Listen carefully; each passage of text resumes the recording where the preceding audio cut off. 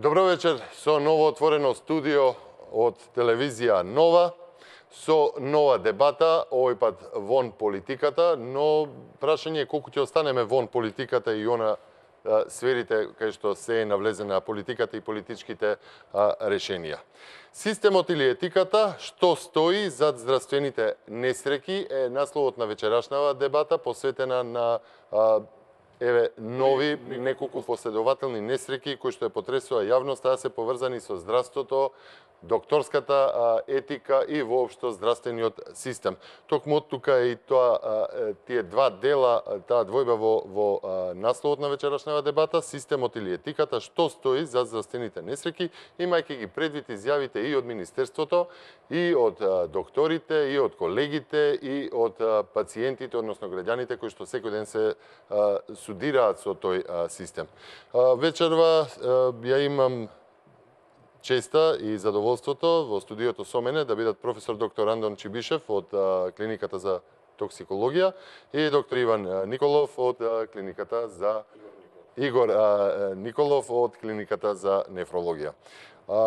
Доктори, добро вечер. Добро вечер на вас овде во студиото, добро вечер на сите гледачи на телевизија Нова. Јас сум често присутен во јавноста, меѓутоа прв пат сум во телевизија Нова. Се надевам нема да биде последен пат.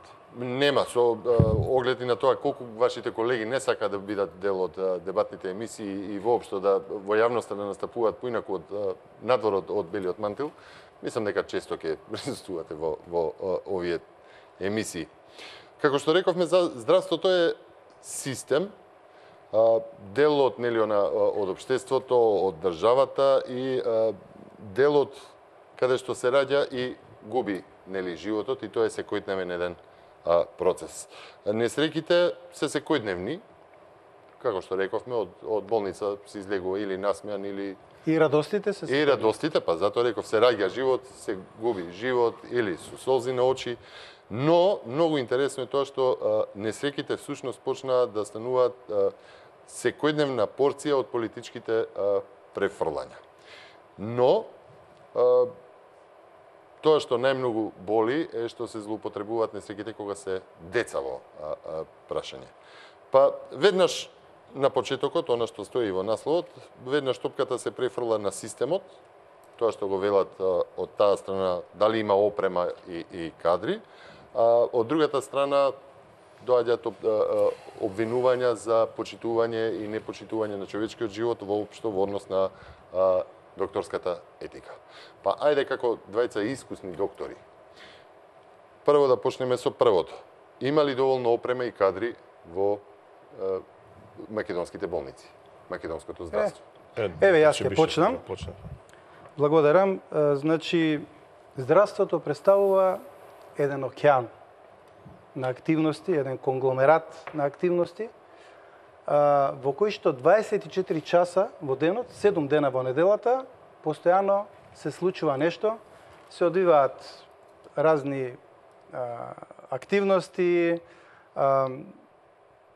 испитувања, доаѓаат пациенти, си одат пациенти, значи постојано нешто се движи. Неминовно е во еден таков систем во кој што 24 часа има активност, да има секакви случувања. Значи, здравствените институции не се нити парфимерии, нити цвеќарници. Тоа се институции во кои што се раѓа живот и може да се изгуби живот, зависи од тоа со која проблематика соодветните институции се занимаваат.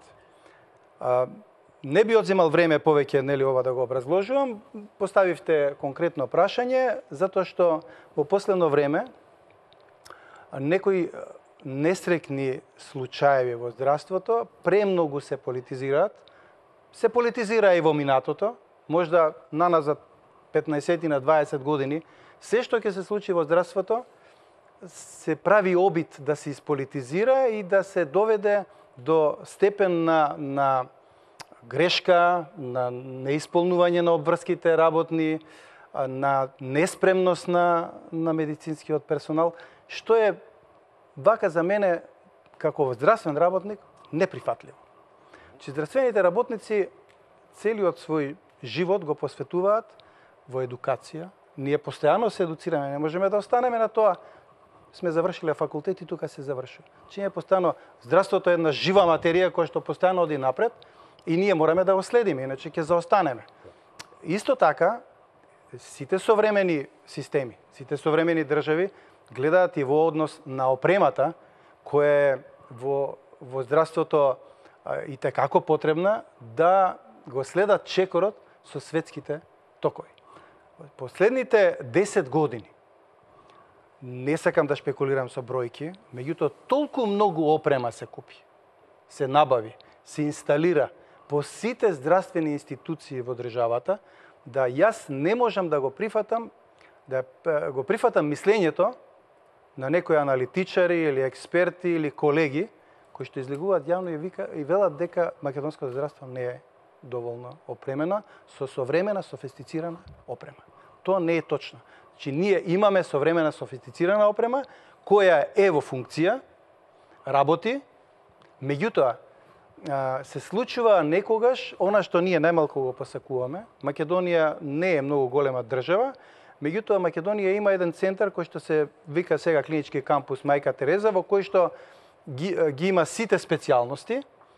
И мислам дека е огромен проблем тоа што од целата држава, од натрешност и од најоддалечените места од Скопје, некои случаеви кои што можат да се решат, да речеме, да не ми замерат во Гевгелија, се праќаат во Скопје. И со тоа неминовно здравствените работници во клиничкиот кампус Мајка Тереза се преоптоварени со различни интервенции, со различна патологија на пациенти и тука мислам дека лежи еден дел од проблемот. А дека нема опрема, тоа апсолутно не можам да го прифатам, затоа што, еве, повторувам, огромни средства се вложени. Поставуваме како прашање. Ако има опрема, од каде тогаш се појавува, колку е етички тоа да дел од вашите колеги излегуваат и велат? Немаме опрема, немаме кадри, немаме медицински сестри,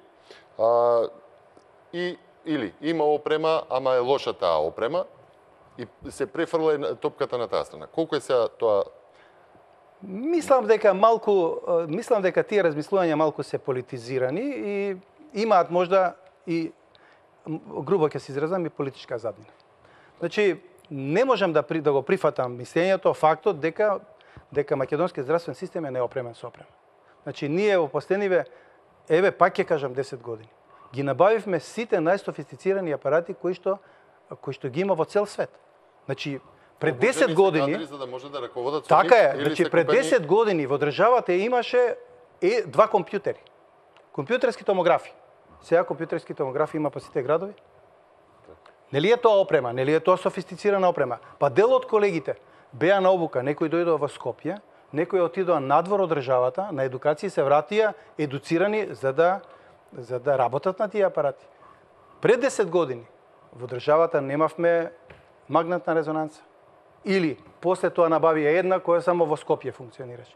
Сега магнетна резонанца имаме на неколку места во државата, така да не можеме да зборуваме за неопременост. Апсолутно не го прифаќам тоа. Доктор Чевишев, да му дадеме збори на доктор Николов. Во насока, ако доктор Чевишев го праша во насока на тоа дали е опремен системот, вас како човек што имал искуство и со лекарската комора, би поставил прашање во насока на тоа етичноста и што презема лекарската комора во заштита на пациентите. Бидејќи вака сега народот вели, народски, нели, кога и веројатно и вие кога се среќавате на улица, велат докторите се бранат меѓу себе. Меѓутоа евидентно е дека за некои случаи постојат и лекарски грешки кои што се, нели, можат според оние информациите кои што излегуваат во јавноста, доколку има, нели, ајде да ги исчистиме од тие политички заднини во вестите, евидентни се и лекарски грешки. Дали биле употребувани лекови кои што не биле на листата, не биле дозволени или направени се некои препишани лекови кои што знаат дека може да влијаат лошо, како најновиот случај, не сакам да ги напоменувам и јас да ги злоупотребувам, нели, во таа насока, како случајот со бремената жена. Што вели комората? Добро, јас дозволете да ви се заблагодарам за поканата. Така. Би сакал на почеток ова ваша најава како здравствени несреќи да малце го попрецизирам, практично ние во нашата работа се среќаваме со проблематика на луѓето која што често пати може да биде решена во позитивна смисла, но често пати може да се бориме со една трагедија и со една тешка болест која што може да заврши лошо и не секогаш да биде со позитивен исход. Така да несреќата како термин подобро би било да биде значи една трагедија која што често пати е семејна трагедија повеќе отколку здравствена трагедија. Ние во здравствениот систем секојдневно значи се бориме за да се ги подобриме овие состојби колку можеме, колку се во нашите рамки и нашите знаења, така да трагедиите семејни се дел од нашата работа. Ние сме навикнати на тоа во голем процент, не во голем процент, но сме навикнати, но и радосните моменти се дел од нашата работа и на тоа сме навикнати и тој дел посебно не радува. Сега би сакал да ви допрецизирам дека јас бев дел од лекарската комора, значи во моментот така и реков дека се биле дел од лекарската комора. Значи не сум дел од лекарската комора, но на вашето прашање што прави лекарската комора да ги заштити пациентите, пред се сакам да ви прецизирам дека лекарската комора е еснавско здружение, значи кое што ги обединува сите лекари во Република Македонија и се обидува да ги одржи нормите на функционирање на лекарите, дава според законот ги издава лиценците за работа. Има повеќе органи кои што органи се занимаваат со одредени проблеми кои што како ги мачат лекарите, ги мачат и пациентите. Така да во рамките на лекарската комора значи имаме суд на честа, имаме етичка комисија која што се занимава со одредени проблеми. Сигурен сум дека во лекарската комора дневно, од она што го имам искуство претходно, на дневна база или на неделна база доаѓаат поголем број на поплаки од пациенти, но и од колеги. Сите тие поплаки ги разгледува комисија која што составена од неколку доктори. На тие поплаки се одговара или се прави одредено испитување, истражување, дали се реални, бидејќи често пати, знаете, ние имаме и пациенти кои што се со едностранни гледишта. Секојаш ќе гледаат сопствената страна, секој човек мисли дека неговата трагедија е поголема и е најголема на светот, сите други се полесни од неговите, со секакви случаи доаѓаме во контакт секојдневно. На сите тие барања, представки, молби, жалби, лекарската комора е должна и вообичаено одговара на писмено откако ќе заседаваат овие комисии и се даваат информации како за пациентите, така и за лекарите. Сега, постои строга процедура која што доколку има некоја сериозна представка против колега, која што не зависи секогаш само од лекарската комора, тука влегуваат во опции судските органи кои што понатаму ја процедурираат работата. Не сакаме да помислите дека лекарите сами си судат за себе, значи јавноста не смее да мисли дека лекарите судат сами и сами се бранат. Секогаш суди судот, значи лекарите врз основа на етички анализи, етички испитувања и врз основа на целокупна документација, доколку има одредена представка, ја анализираат. Комисијата дава свое мислење и врз основа на тоа мислење, тоа колку што знам се доставува или до судските органи или доколку нема никаква судска постапка, завршува во архивите на комората за евентуално понатамошно исследување. Значи, токму во таа насока и реков дека ако е тоа едно тело кое што е еснавско и кое што треба да ја брани честа на докторите, колку меѓу себе треба да се одбраните од случаи кои што нели може да ја оцрнат токму фелата, нели? Но ја браниме и честа во смисла да немаме лекари кои што прават малфункција или злоупотреба на сопственото знаење и сопствената позиција, кое што во западните земји го викаат шарлатанство, така да лекарската комора настапува и против такви случаи и со сите сили се бори да ја заштити честа на професијата.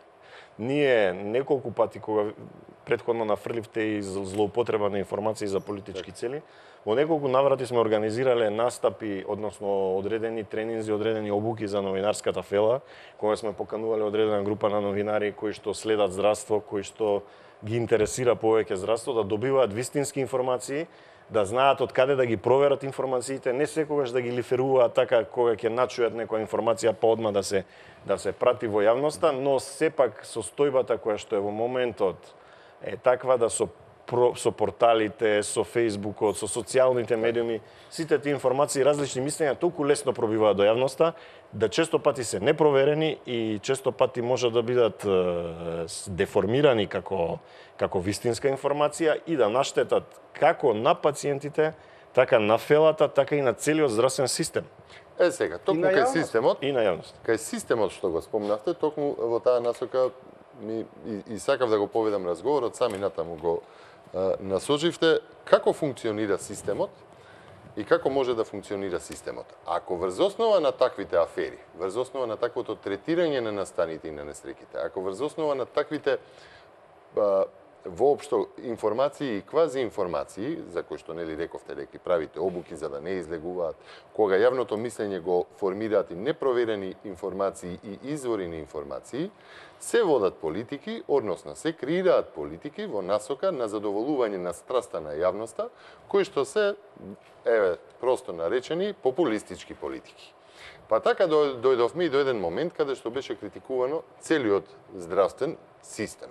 Од тоа, дали има опрема, што се уште се влече по медиумите, колку биле обучени кадри во здравството, колку постојат или не постојат кадри во здравството и какви се, до тоа да известни зафати во здравството се негираат и бидат негирани во целост, нели, како популистички мерки.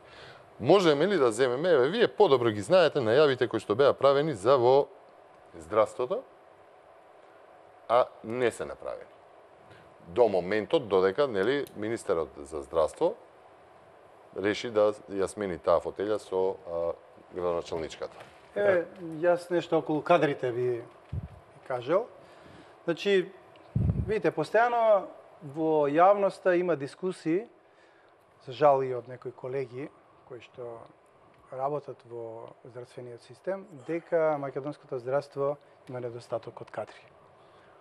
Сигурно дека Република Македонија не го има постигнато стандардот што го имаат некои развиени западноевропски демократии или Соединените американски држави, каде што, да речеме, бројот на медицински сестри или бројот на доктори или бројот на помошен медицински персонал е поинаков отколку кај нас и е стандардизиран по некои стандарди од Светска здравствена организација или од нивниот закон и така тие функционираат. Меѓутоа, сакам да кажам, тоа што ми е целта, нели, на ова што сакам да го објаснам е дека во последните 5 години голем број на здравствени работници кои што нема никаков статус во македонското здравство, а функционираа во здравството, на некој начин ја одржува функцијата на здравствениот систем, а нема статус. Статусот им е минатата или предмината година, 2015 или почеток на 2016 решен, со тоа добар дел од недостатокот на кадри во македонскиот здравствен систем е задоволен. Не велам дека е доволен. Сигурно дека во некои институции нема доволно кадар. Тука има, може да разговараме посебно друга емисија на таа тема, че голема улога одигра отварањето на приватните здравствени институции, кои што абсорбираат дел од кадарот во јавните здравствени установи. Од разни причини, нели, дел од кадарот премина од јавно во приватно здравство и со тоа бројот на здравствени работници или извршители во јавното здравство се намали и некаде се создадоа проблеми кои што длабоко задира во функционалноста на системот и некаде некои делови од здравството може да биле и во одреден временски период инсуфициентни. Меѓутоа, се правеа напори да се пополнат тие празнини, со тоа што имаше еден период кога и здравствени работници, претежно доктори, кои што отишле во приватно здравство, а изразиле желба да се вратат, се вратија и тоа им го овозможи државата, им го овозможи Министерството за здравство и тие повторно се вратија или во своите матични институции кај што претходно работеле или на други каде што, нели, ќе можеа да го пополнат, да ја пополнат таа празнина. Околу едукациите. Кратко во неколку реченици. Значи, до пред пак ќе кажам 5-6 години, беше престиж, беше бинго да одиш на едукација надвор од државата или па да одиш и во самата држава на едукација, затоа што за тоа немаше одреден план, одредена програма како на кој начин би се едуцирале сите нивоа на здравствени работници и обично таа привилегија има мал број на доктори или мал број на здравствени работници кои што во соработка со фармацевски куќи или некои слични институции успеваат да добијат некаква едукација.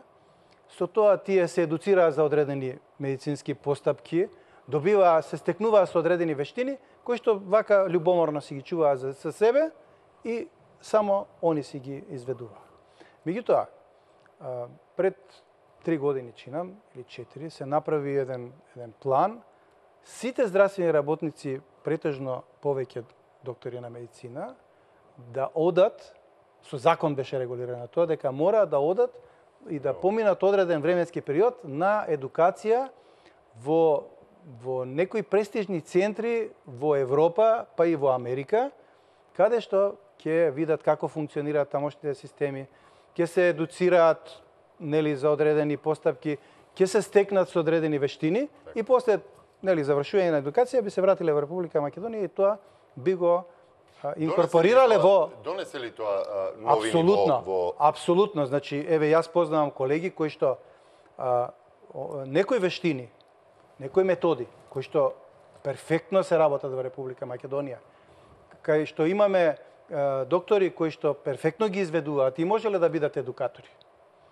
Државата ги прати надвор во други центри, каде што, да речеме, тие стекна вештини кои што се исти како тие што ги работи на Република Македонија, меѓутоа имаат некакви специфики за таа држава. И се вратија во Република Македонија едуцирани. Че државата потроши, инвестираше огромни финансиски средства да го едуцира докторскиот кадар. Што е уште покарактеристично, и тука завршувам, и средниот за прв пат во историјата на македонското здравство, средниот медицински персонал, кој е составен дел на екипата, која што во една здравствена институција изведува одредена постапка или згрижува одредена патологија на пациенти, учествува во екипата и тие беа пратени на обука надвор од државата да се едуцираат и кои ќе се вратат тука да бидат составен дел на медицинскиот тим кој е подготвен во секое време најдобро да пружи најдобра и најквалитетна здравствена услуга. Некому очигледно тоа му пречеше, затоа што и за тоа имаше критики. Од тука критиките се секојдневни. Вториот дел од прашањето кој што беше кривење политика колегата Николов може да ги каже аферите. Мене ми е се исто и двајцата се само ќе направам еден вовет. Ние имаме сега актуелно промена на Законот за медицински студии. Денеска ние дискутиравме на таа тема. Значи се донесе Закон за медицински студии и континуирана едукација на докторите. Кој што е практички закон пресликан од германскиот закон. Имавме разни забелешки, па и приметби од разни општествени групи во државата, кои што сметаат дека со тоа се навлегува во автономијата на универзитетот, во автономијата на факултетите, во конкретниот случај на медицинските факултети, и дека државата си презима на себе обврска да прави едукација. Па истите одредби од ист таков закон во Германија веќе функционираат со години, па на никој на крај паметно му паѓа да каже дека Германија е некоја недемократска држава која што се меша во автономијата на нивните универзитети. Практички Република Македонија го преслика тој закон од Германија и почна тука да го спроведува, почнаа некои процеси, некои реформи кои што во почетокот можда ќе беа болни, меѓутоа ниеден таков закон значаен кој што задира во подготовка на кадри не може да даде резултат за 1-2 години. Че тука резултати ние ќе очекуваме после 10 години.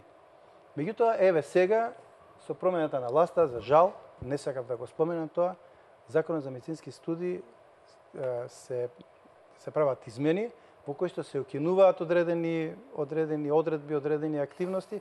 Практички тој и не треба да се вика веќе закон за медицински студии, туку некое друго име ќе треба да добие, затоа што основните одредби, основните активности кои што ги прецизираше, кои што ги налагаше тоа законско решение се укинуваат и тоа ќе биде многу жално. Мислам дека ќе падне нивото на едукација и ќе се вратиме назад. Треба ли да споменувам дел од политиките кои што беа креирани на тој начин? Прво, да речеме, она инсистирање на трите степени во здравството, како да се дојде до универзитетската клиника, нели требаше прво се поминат матичните, па овие што се второстепеното здравство, па после да се стигне до клиниките. Секундарното, па натаму. Потоа беа оние најави за промена нели на системот Мој термин, потоа за економските директори, спречување на изградбата на клиничкиот центар, така, негирањето на градбата на другото, воведувањето на системот по социјалните мрежи и здравота равари, нели, како еден вид на насока, како Ало докторе, сака да Ало докторе. Предходно нели беа критиките дали министерот шетал по амбуланти и ги фаќал докторите како спијат или дали пушат, а после тоа се преслика во овој дел. Сето тоа е козметика, затоа што гледаме дека несреќите и тогаш и сега го следа тој сектор. Тоа е, здрав човек не оди на доктор. Меѓутоа, ајде да видиме. Затоа се вика болница, треба да бори. Болница, да. Вака, значи, доктор Чибишев кажа дека опрема има во доволна количина, јас во доволен број, и јас би кажал дека на здравствениот систем слабост главна во инфраструктурата. Посебно на кампусот Мајка Тереза, инфраструктурата осмисла дека фали зграда. Зградата беше испланирана како клинички центар и договорена со Европска банка која што централа се наоѓа во Париз. Целиот проект помина ни сите фази на тестирање, на проверки, на физибилити студии, на се друго. На оправданост. На оправданост, значи одобрена е за да се почне со градба, одобрено е да има зграда во тој кампус за да тоа профункционира. Јас сум работел на запад каде што практично во Париз, во големите градови, во самиот центар има големи згради, големи клинички центри кои што се по 10, 15, 19 спрата. И тие практично го сервисираат населението кое што е тука. Така да имаше некои образложенија дека, и тоа бе на почетокот на мандатот, уште без да се видат целокупната документација, дека тоа била обична една зграда, интерна, дека било замајување на јавноста, но верувате дека поседувањето на една таква зграда многу ќе олесни функционалноста на здравствениот систем, бидејќи сите овие апарати кои што ги имаме, во тој случај ќе имаме само вертикално движење на пациентите, што значи по лифт, нагоре, надоле, од пети на трети, од оваму таму. Сега имаме изнесување на луѓето од една зграда, внесување во друга зграда, има комбе за транспорт, која што е целокупна процедура, и инфраструктурно, значи и логистички е отежната работата на здравствениот систем. Значи, ако ги поврзувате, можеби тоа што е од предходно и покрај тоа што има апарати и настаните кои што ги нарекувате здравствени несреќи, може да е еден фактор тоа. Значи, сметаме дека, и ја лично сметам дека со добивање на една зграда како клинички центар, таа ќе влијае многу позитивно на исходот на пациентите кои што се заболени на одредени патологии. Посебно ќе олесни работата на целиот медицински персонал. Нема да имаме потреба од толку болничари, нема изнесување на пациенти, ефикасноста ќе се зголеми. Тоа е за зградата. Поставивте прашања во врска со останатите критики кои што беа поставени. И најави за ново ниво. Кои што не се, по мене, никогаш немало суштинска критика. Секогаш било козметичка критика, тоа неколку пати го изјавив. Во смисло, беше најавувано дека Мој термин ќе се укине, за да на крај излезе дека Мој термин бил идеален проект. Второ, дека малку ќе се промени, нели? И дека малку ќе се промени, да, не е промени. Но не се промени. И промените кои што беа смешни, промената беше да се зголеми времето на преглед. Дали 20 или 30 минути од 15 или на 20 так. И уште не е направено, што веројатно не е толку тешко. Од 15 на 20 минути да се зголеми времето, тоа не е некој голем проект за да се коригира. Исто така беше најавено дека приоритетен упат, кој што можеби името му е така не е баш добро решение, затоа што луѓето кои ќе чујат приоритетен мислат дека они се први. Ќе се крстел хитен упат, ама и тоа не се случи. Приоритетен упат, итен упат, нема некоја голема разлика и тој и ритниот пак ќе мисли дека е прв. Но не е направено, само се најавуваше. Так.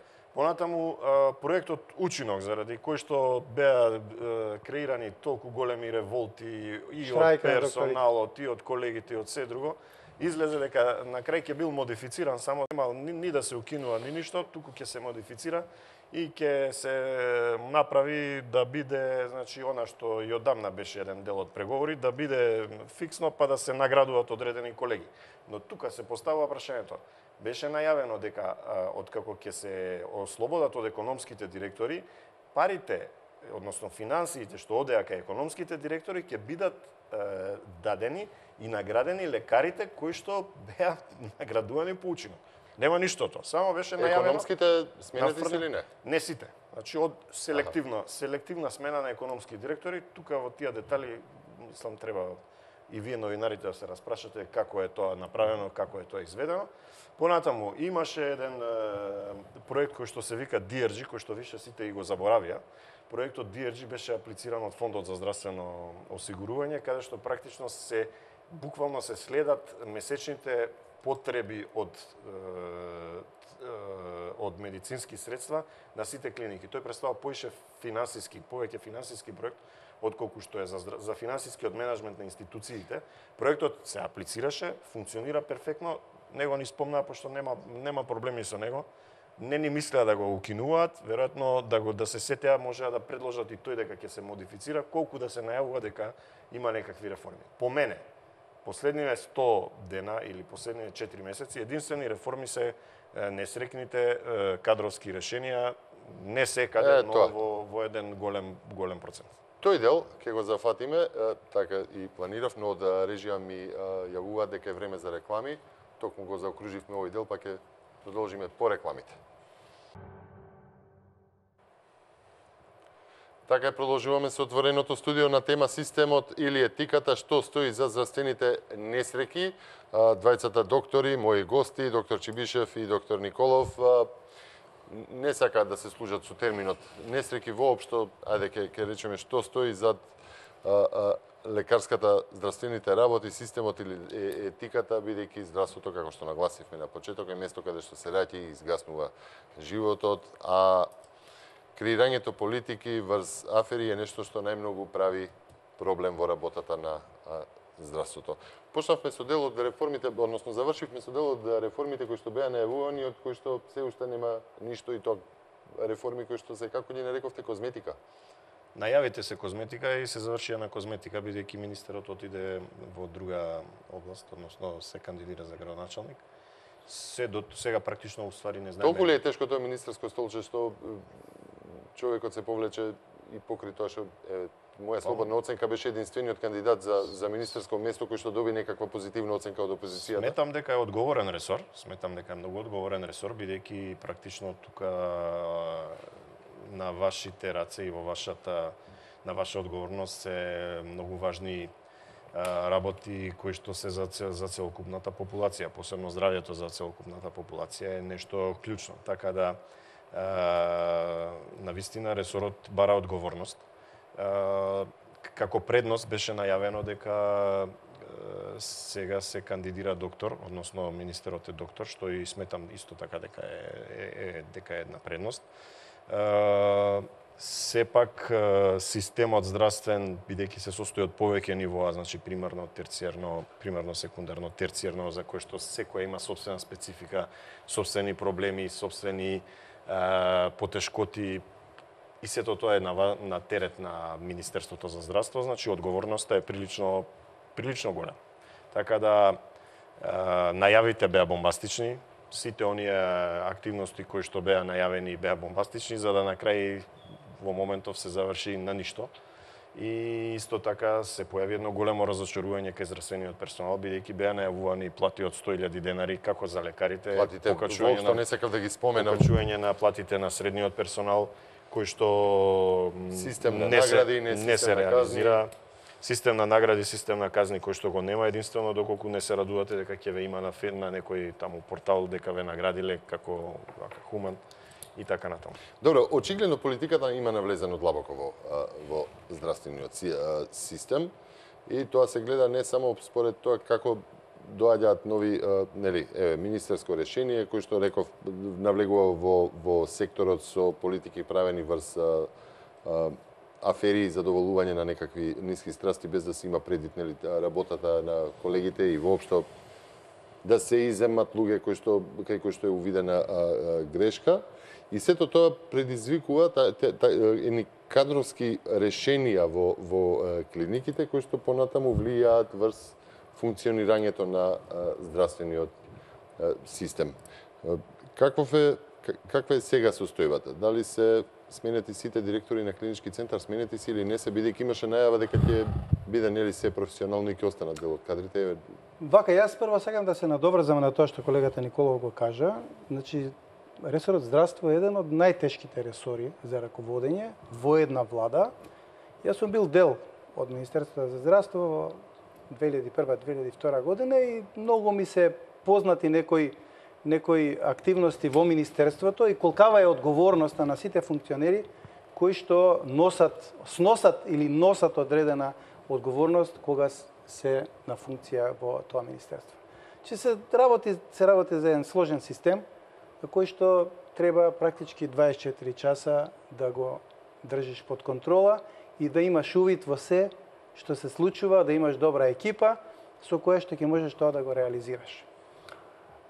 Моето лично мислење е дека секоја власт кога превзема одредена одговорност треба да донесе, да речеме, своји кадри или кадри кои што ќе ја спроведуваат, не велам да тие бидат строго политички определени, че да не бидам погрешно разбран, меѓутоа кадри кои ќе бидат подготвени да спроведуваат политика која што одредена политичка партија, пошто владата не е политичка, одредена политичка партија ја има во својата платформа, во својата програма и сака да ја реализира или добила доверба од електоратот врз основа на таа програма, ветувала одредени измени, реформи во здравствениот систем и сега треба да ги спроведе.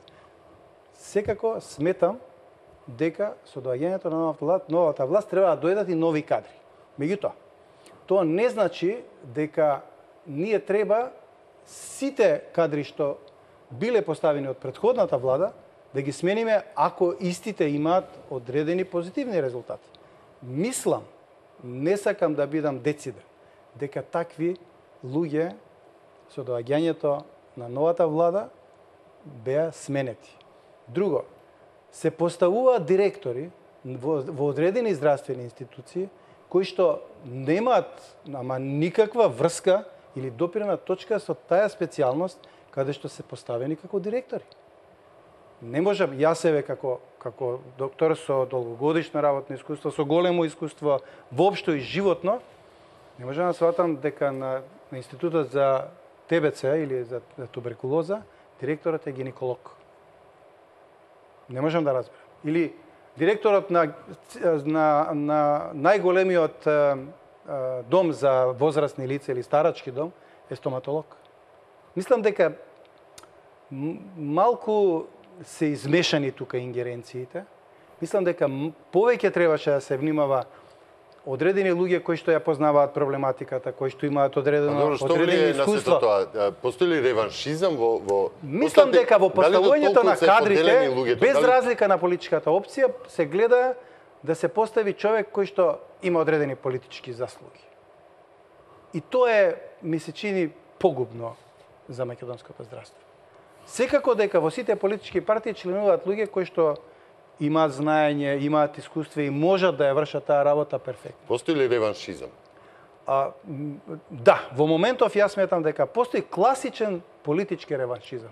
Во многу од здравствените институции, бидејќи еве секојдневно контактирам со колегите, класичен политички реваншизам, зашто одредени колеги припаѓале на една политичка опција, не на оваа што е на власт, сега ќе видиш ти, ќе бидеш преместен од ова оделение на друго оделение. Дипломата не може никој да му ја земе. Не може да го направи од доктор, нели болничар. Меѓутоа, омаловажување и деградирање постои и тоа треба, според мене, тоа треба да се надмине. Влијае ли тој реваншизам врз функционирањето на докторите? Видете, професионалниот лекар Заклетвата е едно. Една е Функционирањето заклетвата. е друго. Професионалниот лекар кој што ги прегледува пациентите и работи со пациентите, тој си работи професионално. Така.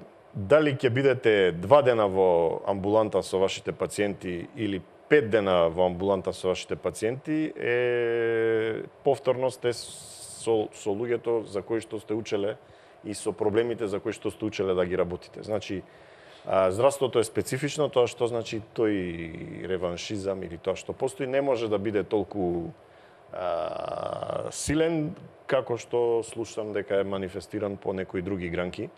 Така да тоа е предноста на здравството и на здравствениот на лекарската професија практично. Единствено што може да ве натера да бидете поише со вашите пациенти, така да некој кој што е оптимист може да го свати тоа како позитивно. Така. Викаме олеснија работа да се занимавам со глупости, со бирократи, со потпишување на одредени фактури, документи, потврди, записи ова она. Си работам цел ден со пациенти, мирна ми е главата и си уживам. Но дали е тоа вообичаено и нормално и нормална пракса во западните земји, не би рекол, бидејќи таму кога ќе достигнете одредено ниво, значи нивото би требало да се задржи, не би требало да има непотребни деградации и спуштања, така да тоа мислам дека ни е болест на мали деца која што веројатно и понатаму ќе ја поминеме. Друга мана која што само да ви докажам уште една друга мана на нашиот систем е што ние не се ослонуваме доволно на младите кадри и на младите специјализанти и специјалисти. Зашто? Заради тоа што практично нашиот систем нив не им дава одговорност. Специјализантите се рачунаат и ќе се рачунаат сега доколку настанат овие пројавени измени, дека немаат одговорност со нивниот печат, со нивниот потпис, со нивното знаење кое што го стекнале после 6 години факултети плюс 2 години специјализација, 8 години, дека они немаат доволна одговорност за било што да направат и тоа нив ги исклучува од нашите секојдневни проблеми кои што ги имаме во здравството. На запад специјализантите се многу корисни. Специјализантите практично се работат под супервизија на еден ментор кој што ги контролира, кој што следи што работат и врз основа на нивната работа, колку повеќе се имплицирани во системот, тие имаат поголема шанса да се задржат во болниците или да отидат да работат негдека на периферија, каде што нема толкав голем притисок на пациенти. Тоа ниво, тие проблеми ние би требало што побрзо да ги промениме и што побрзо да ги имплицираме специјализантите да влезат што повеќе во здравствениот систем. Ве слушаат ли во Министерството вака кога им настапите со вакви идеи? Дали се отворени? Зависи за кое сегашно министерство сум имал само индиректни контакти, претходно тоа имав некои одредени контакти поинтензивни.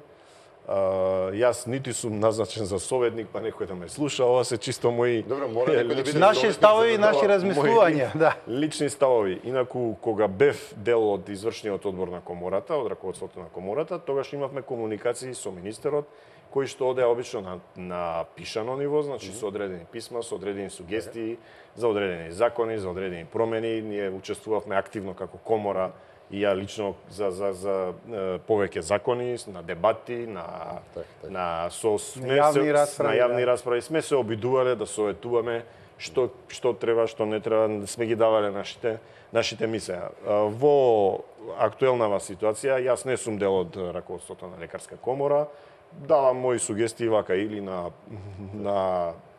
кафе муабет со колегите или на медиуми. Кафе муабет со дел од луѓето што му се евентуално дел од таа екипа на министерот што му се во кабинетот, кога ќе ги сретнам на конзилиарна покана и толку. Да се вратиме на темата. Ако креирањето политики врз афери кои што го споменав, лошите кадровски решенија по однос на тоа кој како исполнува политички критериуми за да добие функција директорска или менаџерска во здравството, колку тоа влијае врз работата на лекарите во однос, нели, на оној реваншизам, поделеност, табори, креирање на атмосфера на недоверба измеѓу, но и креирање на атмосфера на недоверба кај пациентите. Видите сега, како јас тоа го гледам. Еве да речеме мене, кој што сум по специјалност интернист, по субспецијалност клинички токсиколог, да ме постават директор на Педиатри. не на педиатрија, на торакална хирургија. На торакална хирургија има специјалисти хирурзи кои што работат или градна хирургија или васкуларна хирургија. Што јас како раководител на главна визита, на консултации, на научни дебати ќе дискутирам со колегите торакални хирурзи. Како интернист.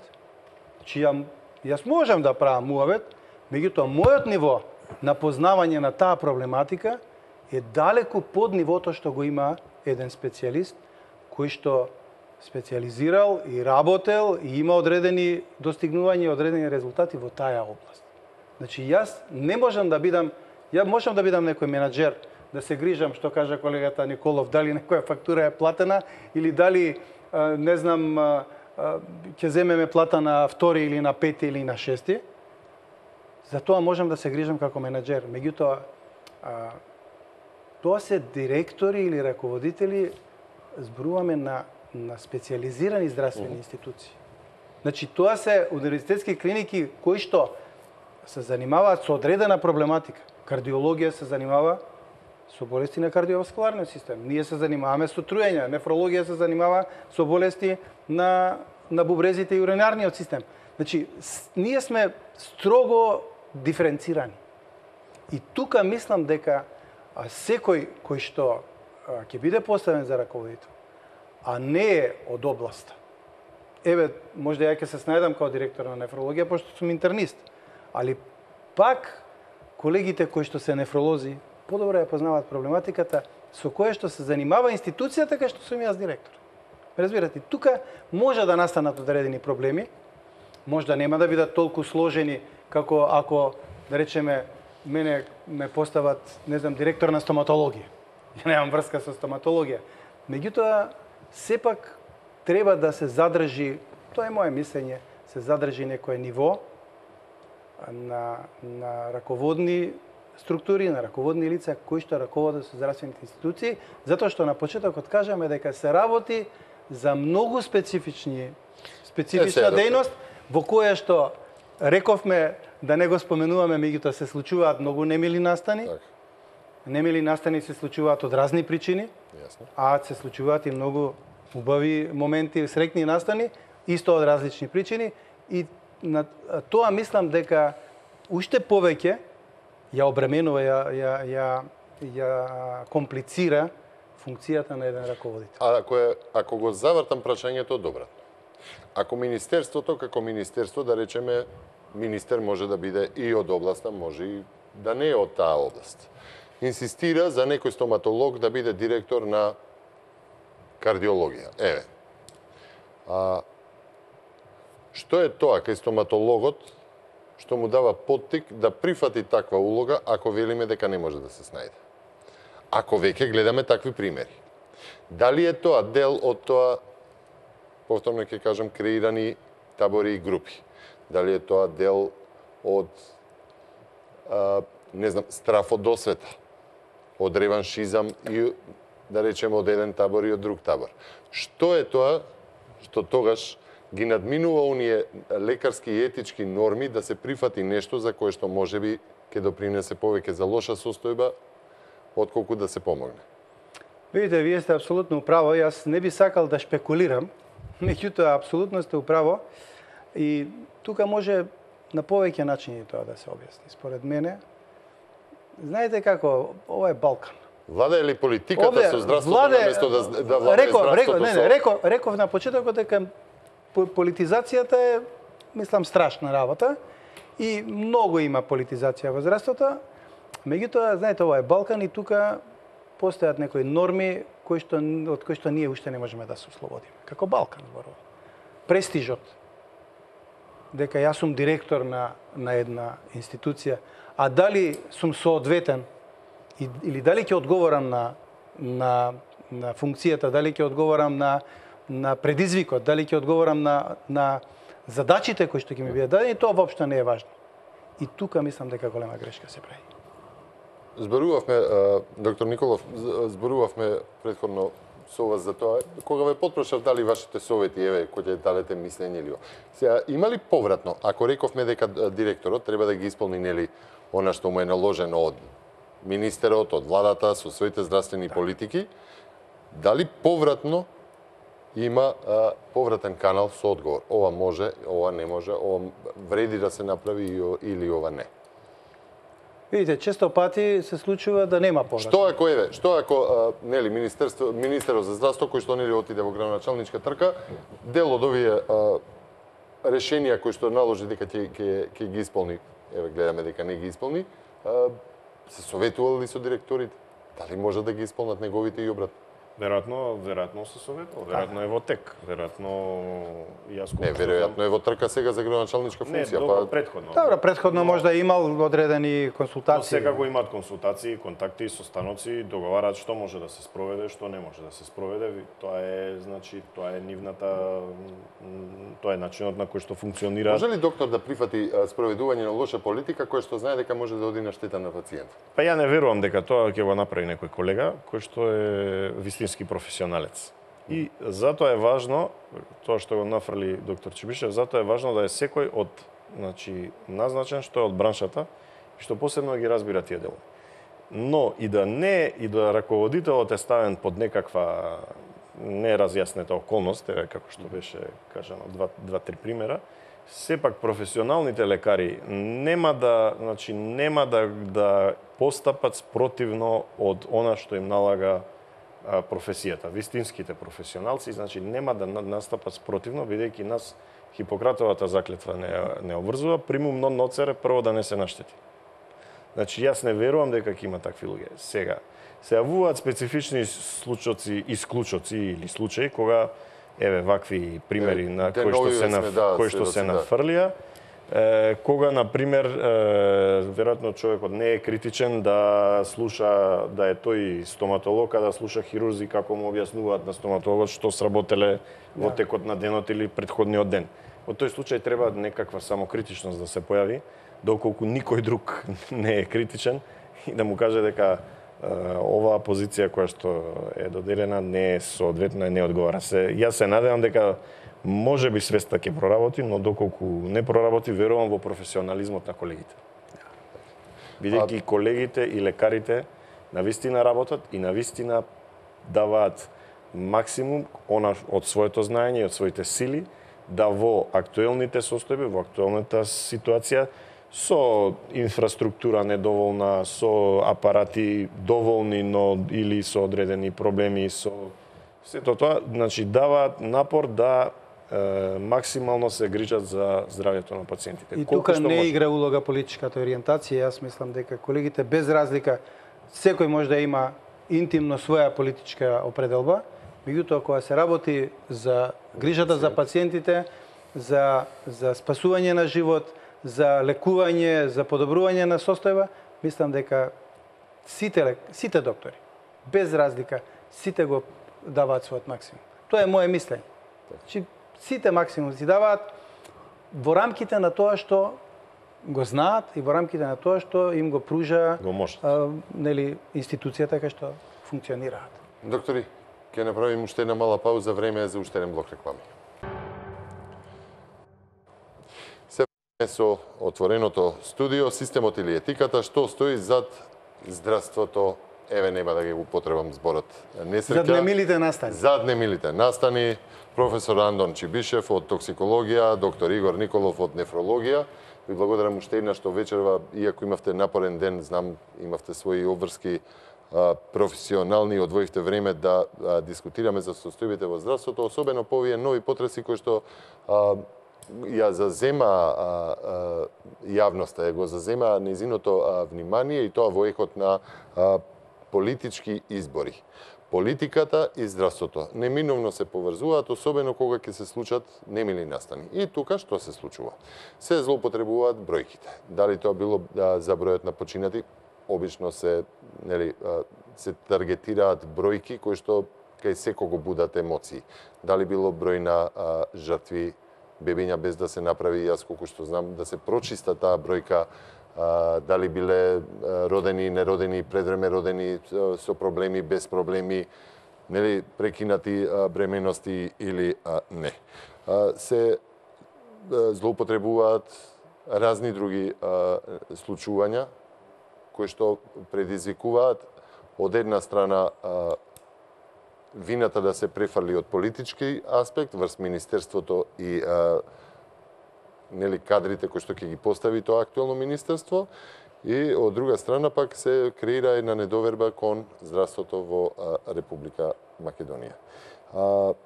Игор Николов, реков на почетокот, сте биле дел од Лекарската комора и затоа и ве прашувам во таа насока, затоа што имате искуство со таа работа. Андон Чивишев, вие сте имале искуство од советодавен тип во здравството и имате поголемо искуство во здравството, па затоа и разговарам со вас на оваа тема.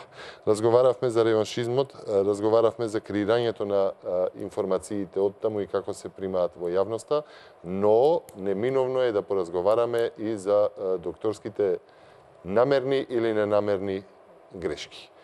Како што рековме, доделени лекови кои што не се на листата намерно од страна на доктор. Напуштање на работно место, напуштање на работно место на доктор кој што бил на дежурство, при тоа се случува несреќа. Може би се случило и доколку била таму. Меѓутоа, напуштањето на работното место сепак е одговорност. Бројни други случаи ја потресува јавноста, но евидентно е и дека дел од раководството на клиниките повторно се обидува да игра на политичка карта, обвинувајќи го нели системот, претходното раководство, дали на клиниката, дали воопшто на министерството и она што го рековме на почеток, докторите кои што ја префрлаат топката пак на опрема и на кадар, а не на можеби човечка грешка. Видите, кажавме на почетокот дека немилите настани се составен дел на функционирањето на еден здравствен систем, не само во Македонија. Ви пречи ли што политиката го злоупотребува тоа? Апсолутно дека ми пречи. Како професионалец? Апсолутно ми пречи. Им пречи ли на вашите колеги? И на моите колеги им пречи и често ние разговараме меѓу нас околу тоа, меѓутоа знаете, премногу сме исполитизирани како држава, како нација, ако сакате и како здравствени работници. Премногу сме исполитизирани за некогаш дебатата меѓу нас за тие проблеми да биде квалитетна и од тоа сите да извлечеме некаква поука. Меѓутоа, што е моето лично мислење? Значи, мислам дека медиумите сносат огромна одговорност околу создавањето на вакво или онакво мислење во јавноста за одреден случај. Креирање перцепција? Точно е, точно кажате, креирање перцепција. Значи, медиумите се со најголема одговорност. Според мене, има одговорни медиуми, има малку одговорни и скрос неодговорни медиуми. Има медиуми кои ќе слушнат една вест која што е вообичаена, од незе ќе направат вест која што ќе биде крајно морбидна. И така ќе ја пласираат во јавноста. А, знаете, јавноста секаде, не само во Македонија, е крајно сензитивна и осетлива на одредени случувања во здравството, посебно кога се работи за деца или за новородени. Тука имаме, значи, секаде во светот, можда овде на нашиве простори, многу повеќе. Моje друго мислење е дека не само сегашните раководства на здравствените институции и претходните, во кои што еве јас самиот се ставам, сме требале да бидеме крајно транспарентни кога нешто се случува. Да бидеме крајно да имаме една коректна, една секојдневна соработка со медиумите. Затоа што ако медиум не го информираш за она што се случува или се случило во една институција, без разлика дали е тоа мил или немил, дали е среќен или несреќен настан. Ако не ги информираш, новинарите ќе го прашаат некој од тимот, кој што не е доволно упатен во тоа што се случило, тој ќе даде полуинформација или лажна информација, а новинарот од тоа ќе направи случај. И тука мислам дека лежи еден дел од проблемот. Поголема соработка со медиумите. Вие на почетокот рековте дека малку од докторите сакаат да соработуваат со медиумите и да соработуваат воопшто со новинарите или да се појавуваат на вакви дебатни емисии на кои што ние можеме слободно да си кажеме што е тоа што ние мислиме дека е во ред или не е во ред. Тука лежи, ми се чини, основниот проблем. Соработката и транспарентноста. Ако нешто се случило, ние не можеме да го вратиме назад. Али подобро да ја информираме јавноста, да кажеме да, се случи тоа и тоа, отколку тоа да го скриваме неколку дена, а после тоа од тоа да се направи случај. Според мене имаме проблеми со брзината на информациите со кои што се шират и брзината и модерниот свет. Значи, ние имаме, не сакам да ме разберете погрешно, лекарска етика постои, на времето постоеше и веројатно уште постои новинарска етика. Но со новото време, со социјалните медиуми, со порталите кои што се нерегулирани, така, не се што е медиум, така, не се што е медиум е новинарство, така убаво го кажавте. Значи со тоа може да се влие и може да се креира слика. Значи не се само новинарите што ја креираат сликата, ја креираат социјалните медиуми, чак поединец кој што не е новинар, кој што не е едуциран, кој што не е навикнат да провери информација пред да ја пласира, ја пласира. И тоа може да влие на целата популација. Николов, така евидентно е и дека дел од вашите колеги кои стапнат на функционерско место, па било тоа и да е директор на клиника, за грешките кои што се случуваат внатре, како што рековте, нетранспарентност, не само што не се транспарентни, па се обидуваат да го испитаат прво случајот па да кажат, туку и веднаш ја префрлаат топката на политичка сцена. Тоа се случува и деновиве. Сметам дека тоа е погрешен пристап заради тоа што политиката треба да правиме напори да што повеќе оддалечиме од здравството и од здравствениот систем, односно професионалното здравство и професијата да ја оддалечиме од политиката. Но здравствениот систем секако има своји политики. Тоа не може да се избегне. Креирањето на политиките треба да биде што е можно поадминистративно, попрофесионално и политичарите да се мешаат со тие кои што ги креираат, односно административно ги спроведуваат политиките, а лекарите и здравствениот медицинскиот персонал да се пушти да професионално ја работи својата струка и она кое што го знае. Не ли ви пречи, еве ќе ве прашам и како професионалци и како луѓе. Секогаш кога докторот е во фокусот и здравството на вниманието, тоа секогаш се поврзува со несеќен случај. Во негативна конотација, сега да кажам. Ајде да не кажам во негативна. Не сакав да речам дека ве представуваат во негативно светло, меѓутоа се натаму.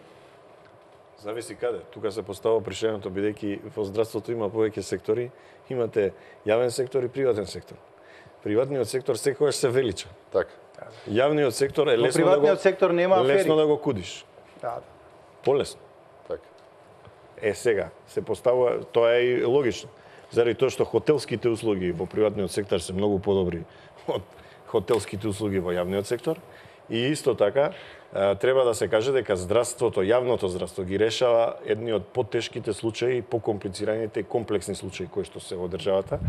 А здравството само по себе како систем и како услуга која што ја дава, продуцира да клиентите се незадоволни, бидејќи имате вие болка, имате проблем, имате мака. Николов, Чибишев, вакви афери, какви што гледаме деновиве, предизвика да за малку изгубиме министер за здравство со обид за атентат врз него. Може ли, има ли начин да се застане на патот на тоа? Видите, мислам дека тешко ќе застанеме на патот. Јас имам долгогодишно искуство во здравството. Ако гледаме дека здравствениот систем не бил толку лош, бидејќи ништо не е сменето освен козметика, што велите. Ако здравствениот систем не бил оној што влијаел врз смртноста на бебињата, не сакам да нели возам по нечии чувства, меѓутоа ако се гледа дека умирањето, морталитетот сепак зависи од многу фактори. Здравството е такво, се работи за човечки живот и се раѓа и изгаснува, рековме таму. Може ли да се стави крај на нешто што може да предизвика вакви последици? Јас мислам дека тешко ќе ставиме крај. Ите, се случува немил настан, дознаваат новинарите и тоа го пласираат во јавноста онака како што тие сметаат дека е најдобро. Ке се надоврзат разни приказни за да се направи што поцрн настанот. И сега, ако соодветната институција кај што се случило тоа не излезе со објаснување или не излезе на крајот на краиштата најодговорната институција, Министерството за здравство, таму има министер, заменик, државен секретар, еден куп советници кои што можат да излезат на една пресконференција и да го објаснат случајот, да кажат да, се случи ваков и ваков немил настан, меѓутоа, според медицинските протоколи, вака е постапено, ова е направено или тоа не е направено, мислам дека нема да може толку многу во јавноста да се прави перцепција дека се е погрешно. Сакам да ви кажам дека немавме само напад на министер за здравство, имавме секојдневни напади, имаме врз лекари. Се пукаше на лекар на клиника за абдоминална хирургија во Тетово, во Гостивар. Ние сме соочени со секојдневни напади. Што вербални, што физички. Се трудиме колку што е можно. И не само лекарите, него целиот медицински персонал, здравствениот персонал, средниот персонал. Значи, и доколку пред неколку дена следевте, Лекарската комора излезе со една акција која што е стоп за насилството во здравството, стоп за насилството врз здравствените работници, но за да се направи тоа ќе треба време и насилство врз здравствените работници се случува секаде во светот, затоа што гранката е таква. Луѓето се незадоволни. Треба и самите да си го прочистите и обилите белиот мантил. Видите, и таква перцепција, тоа што го кажавте, таква перцепција во јавноста се прави, дека здравствените работници не работат ништо, дека се непрофесионални, дека се нељубезни, дека едва чекаат да идат да пијат кафе, и тоа е многу погрешно. Од политиката која што е навлезена во здравството и што го користи како инструмент. Тоа е многу погрешно и тоа ги генерира овие негативни појави, и тоа што се случи со поранешниот министер, нели, имаше обид за убиство, па и имаше обид за убиство на колеги. Мислам, тоа е еден конгломерат од настани кои што на крајот ги генерираат сите овие немили настани што се случуваат со здравствените работници. Тоа, знаете, кога ќе се случи немил настан со пациент и кога јавноста ќе почне да го коментира тоа на свој начин, нестручно, со разни шпекулации, со разни, не знам, вести од овде и од идентификувани, неидентификувани извори, обавезно после тоа главните виновници се останува еден апел здравствените работници за проверка на информациите пред да се пласираат информации во врска со здравството, да бидат проверени од повеќе и транспарентност и да не дозволувате политиките да ви ја зазема главната дејност. Добро, ние се трудиме, меѓутоа, знаете, тоа на Балканот е многу тешко. Така. Чивишев, Николов, двајца доктори, разговаравме за состојбите во здравството и повторно завладејувањето на политиката во здравството. Се надевам дека дадовме дел од одговорите на оние прашања кои што кружат во јавноста, сепак не е толку директно и без толку да играме со чувствата на јавноста. Се надевам и дека овој апел од двајцата и од семејството и од јавноста севкупна, се надевам дека апелот од двајцата доктори ќе дојде до ушите на оние што се одговорни. Ви благодарам за вниманието. Следете ги вестите кои што следат по емисијата, се гледаме наскоро.